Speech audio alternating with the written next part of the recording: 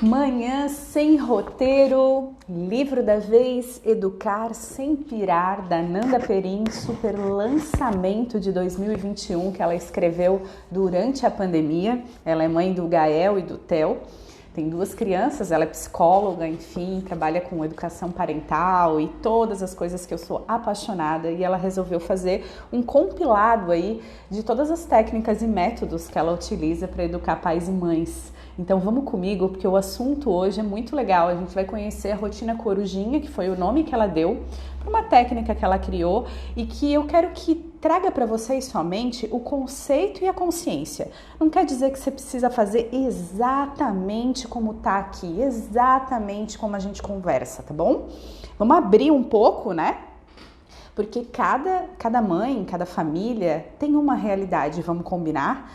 E se eu não entender o conceito, eu vou achar que a minha vida só vai ficar melhor se eu conseguir aplicar a técnica passo a passo, ipsis literis. E não é isso que vale, sabe? Não é isso, tá bom? Vamos lá? Porque imagina, pai e mãe que trabalha de madrugada, né? Rotinas de trabalho diferente, e aí eu só tenho de noite para ficar com meu filho, e aí eu quero que ele durma cedo. Vocês entendem que não vai bater? Então vamos lá. Vamos falar sobre a soneca, tá? O mais importante é saber que a criança não pode ter passado da hora de dormir para conseguir uma boa soneca, mas também não pode estar pouco cansada, a ponto de precisar se cansar um pouco mais antes de ir descansar. A rotina nos auxilia nisso, permitindo que encontremos o ponto ideal para as horas da soneca e do sono. É interessante notar os sinais de sono que a sua criança dá quando está se cansando. Por exemplo, coçar os olhos, bocejar, atender esses sinais prontamente sem deixar passar. Assim, a gente não arrisca levar para dormir já estressada. Em verdade, ao construir uma rotina guiada pelo ritmo da criança, passamos a levá-la para o ritual da soneca antes mesmo desses sinais. Eles devem ocorrer já no final da rotina, prontos para dormir. Para isso, precisa-se observar e entender o tempo do corpo da criança. Eu lembro que o Theo... Oi, Stephanie, tudo bem? Lembro quando o Theo era bebê e tomava sol pela manhã. Eu precisava dar banho nele depois porque ele ficava todo suado, mas ele terminava o banho tão cansado que não dava nem tempo, acabava dormindo suado mesmo e me parecia que a soneca não ia render. Passei a começar a tomar sol com ele um pouco antes e terminar um pouco mais cedo, levando o Theo para o banho uns 10 minutos mais cedo. Depois do banho relaxante, ele dormia uma soneca bem efetiva, o que permitia que à noite ele dormisse mais de 5 horas seguidas. Esse passou a ser o nosso ritual nas sonecas e me impedia de passar do ponto do sono dele no dia a dia. Vocês percebem a observação? Então não adianta eu falar um horário aqui, falar uma coisa aqui para vocês e você não observar a sua criança.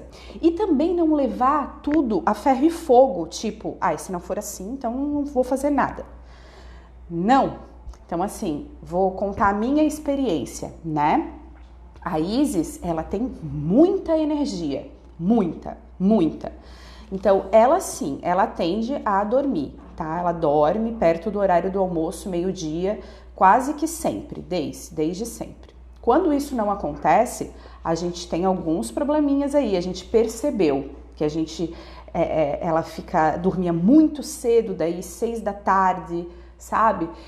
Então a gente percebeu que não funcionou quando ela não dormia. Então a gente começa a ter uma tendência aí a criar essa rotina da soneca. É sempre assim? Não, não é sempre assim. É todo dia? Não, não é todo dia. Mas a gente precisa observar sem ficar no desespero, sabe? O que eu não concordo, gente? Quando a gente impõe isso, quando a gente pressiona isso e torna essa rotina para a criança uma coisa pesada, entende? Então, se a gente, por exemplo, percebe, né, a escola coloca para dormir, mas de que maneira coloca para dormir? Deixa à vontade? Tem um cantinho que a criança pode também estar se deslocando para esse cantinho? Entendem a diferença de que agora você tem que dormir a soneca, porque agora você está cansado? É diferente, né? Aí a gente já a gente já coloca um significado negativo para o sono, sem perceber, sempre sem perceber. A gente quer o melhor, né? Bora! Depois que o Theo cresceu um pouco e o Gael nasceu, eu pude constatar e reforçar a enorme importância de ter uma rotina e ritual de sono, tanto à noite quanto na soneca. Comecei a padronizar porque eram 2 bebês, Gael com meses de nascido e Theo com menos de 2 anos. Foi assim que criei a rotina Corujinha, que é uma prática amiga do sono, que me ajudava a garantir que todos os fatores que conversamos até agora estivessem considerados até a hora de dormir das crianças. Como são muitos fatores a considerar, eu vou chamá-los de tanques emocionais, tanques cognitivos, tanques físicos. Ou seja, se tomou o sol, brincou, tirou os sonecas, comeu bem, brincou mais, se conectou com os pais, esvaziou o tanque da saudade, encheu-o da atenção. Por exemplo, a criança precisa esvaziar o tanque da energia, da saudade dos pais, esvaziar o tanque da necessidade de brincar, de correr, de se alimentar. É interessante notar que cada criança tem tanques de tamanhos diferentes para cada coisa. Ai, gente, eu preciso tirar essa minha blusa aqui, que eu tô morrendo de calor.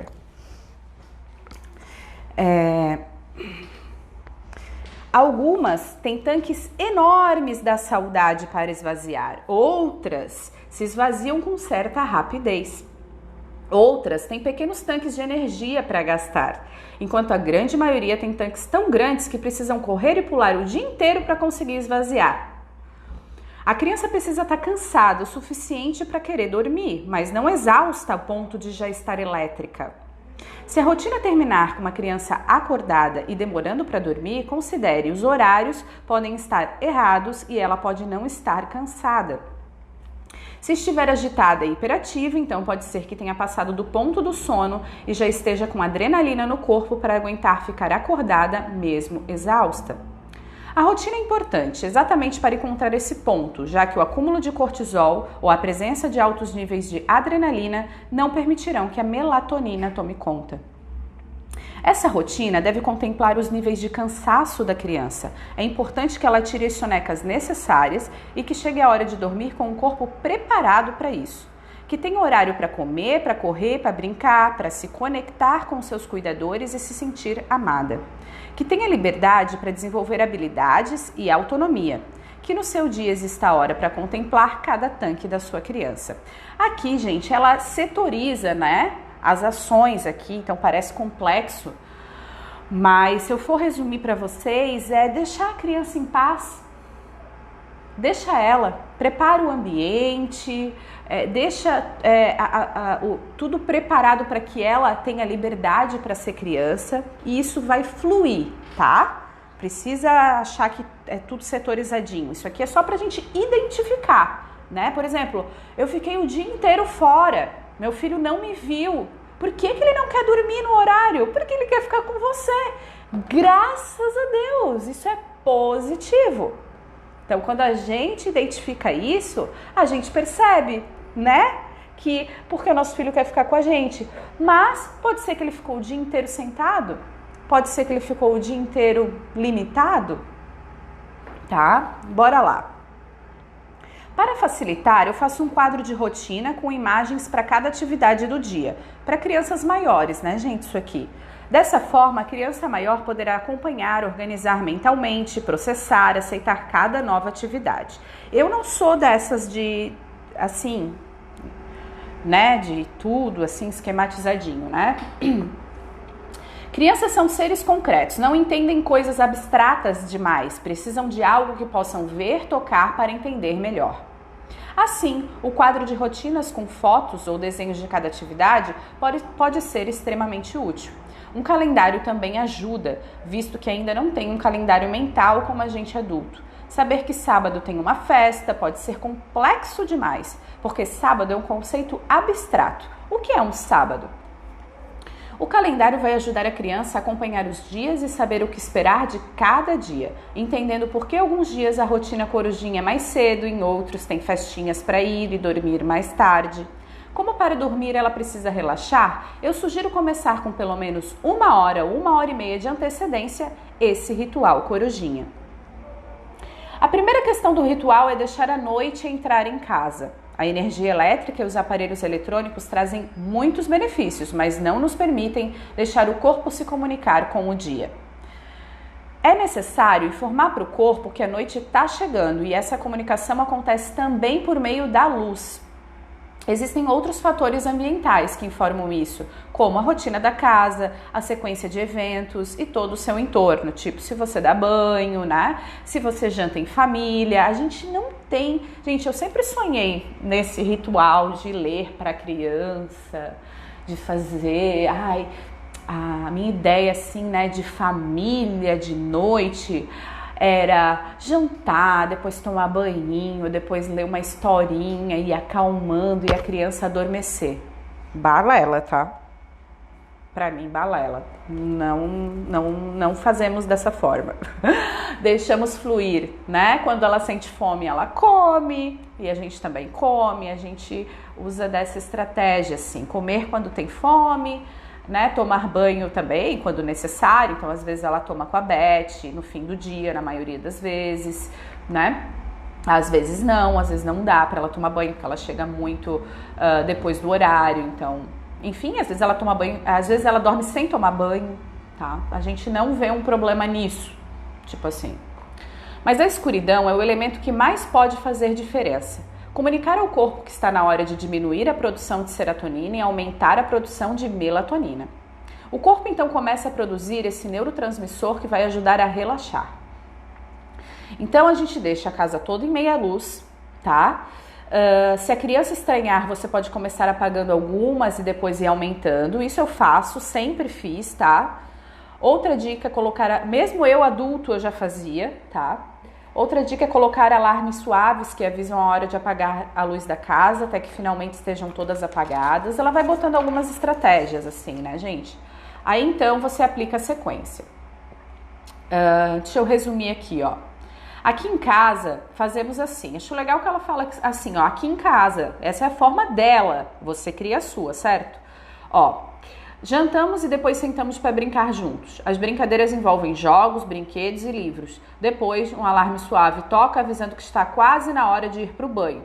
Terminamos a brincadeira e nos preparamos para isso. O alarme suave toca novamente e está na hora do banho. Nessa hora começa também o momento da calma. Todos precisam começar a falar baixo, diminuir o ritmo. As crianças tomam banho já em clima de calmaria, meia luz, conversando sobre o dia, com gotinhas de alfazema para uma ajudinha olfativa. O olfato é um excelente estimulante da memória. Se todo dia a criança fica com soninho sentindo esse cheiro, o perfume ajudará a relaxar a rotina. O nome disso na programação neurolinguística é âncora, né? Tá criando uma âncora sensorial ali com o cheirinho da calma, do banho, né? A próxima etapa é de alta conexão. Histórias inventadas, massagens suaves, carinho ao escovar o cabelo, amamentação, colo, conexão. Disponibilidade emocional é o foco principal. A criança precisa sentir que tem você por inteiro nestes momentos.